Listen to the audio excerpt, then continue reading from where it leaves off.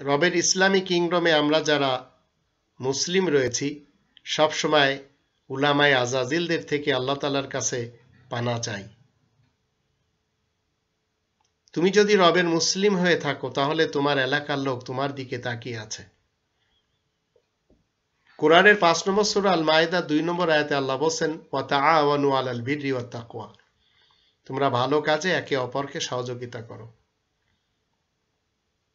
তুমি মুসলিম হয়েছ, সমাজের বঞ্চিতরা তোমার দিকে আশা ভরা মন নিয়ে দাঁড়িয়ে আছে, তাদেরকে তুমি সহযোগিতার হাত বাড়াবে।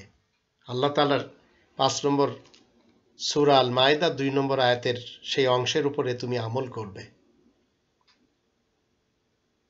তাদের পাশে যেয়ে তুমি দাঁড়াবে। তোমাকে দেখতে হবে না তারা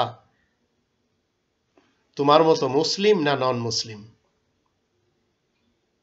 ১৭ নম্বর সূরা বানী ইসরাঈলের ৭০ নম্বর আয়াতের দৃষ্টিতে যদি বানী আদম হয় তাহলে তোমাকে তাদের পাশে দাঁড়াতে হবে, হোক সে হিন্দু, বৌদ্ধ, খ্রিস্টান, যেই হোক না কেন। কারণ আল্লাহ বলেন, ওয়ালাকাদ কাররামনা বানী আদম।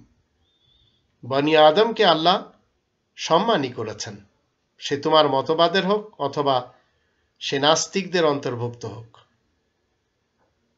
তাদের আশা আকাঙ্ক্ষা পুরা করবে তুমি, এটা একমাত্র তোমার দ্বারা সম্ভব। রবের ইসলামী দেশের শিশুরা নানা রকম রোগ ব্যাধিতে ভুগছে, তাদের চিকিৎসার জন্য তুমি অর্থসহ সময়ও ব্যয় করবে যদি তুমি সুযোগ পাও।